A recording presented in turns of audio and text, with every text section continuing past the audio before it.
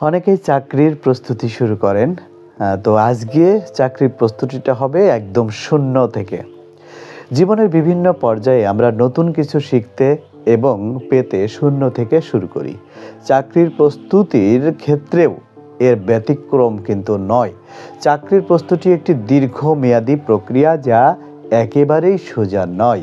এটি একটি উন্মুক্ত প্রান্তরের মতো, যেখানে একদিকে রয়েছে সুযোগ, অন্যদিকে রয়েছে চ্যালেঞ্জের পাহাড়। অনেক সময় চাকরির বাজারে প্রবেশ করতে গেলে মনে হয় আমি কোথা থেকে শুরু করব।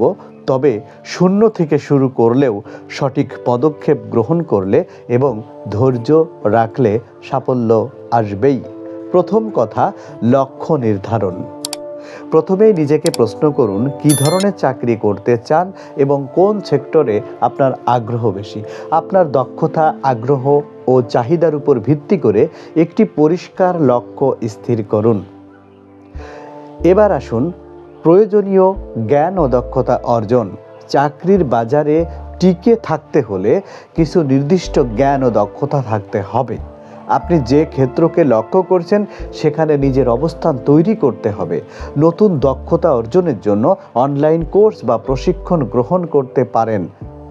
আবার অনেক ওয়েবসাইটে বিনামূল্যে কোর্স করার সুযোগও রয়েছে।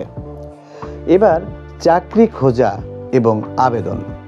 চাকরি পাওয়ার জন্য একটি ভালো কৌশল হলো নিয়মিত চাকরির পোর্টাল বা সোশ্যাল নেটওয়ার্কিং সাইটে ও পত্রিকায় নজর রাখা।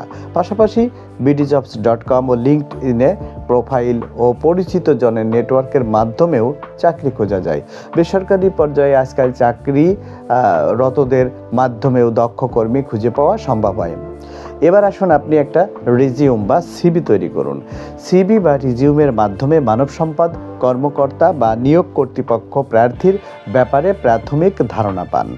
অনেক দক্ষ প্রার্থীও সিভির কারণে শুরুতেই বাদ পড়ে যেতে পারেন।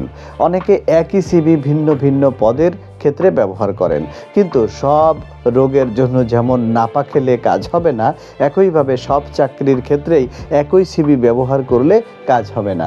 তাই পদভেদে সিভি সাজানোটাই বুদ্ধিমানের কাজ। এবার সাক্ষাৎকারের প্রস্তুতি। চাকরি পাওয়ার জন্য সাক্ষাৎকারের প্রস্তুতি অত্যন্ত গুরুত্বপূর্ণ। শুধু মৌখিক পরীক্ষায় উত্তীর্ণ হলেই হবে না, আপনাকে নিজের দক্ষতা ও জ্ঞানের উপর যথেষ্ট আত্মবিশ্বাসী হতে হবে। এই ক্ষেত্রে সাক্ষাৎকারের আগে কিছু মক ইন্টারভিউ সেশন করতে পারেন।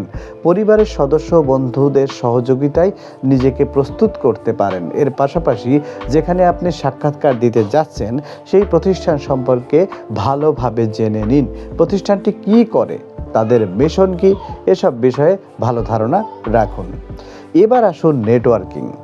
আজকের যুগে চাকরি পাওয়ার ক্ষেত্রে নেটওয়ার্কিং একটি বড় ভূমিকা পালন করে।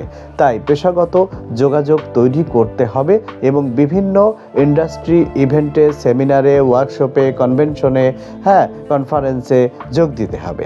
এবং সেখানে অনেক পেশাদার মানুষরা থাকেন।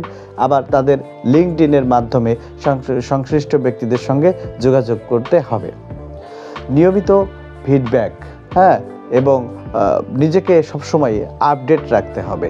কারেন্ট অ্যাফেয়ার্স বা ফেসবুক যদি স্ক্রল করেন, ওখানে দেখবেন অনেক কারেন্ট অ্যাফেয়ার্স, কারেন্ট ইভেন্টগুলোর উপরে অনেক ধরনের পেজ আছে।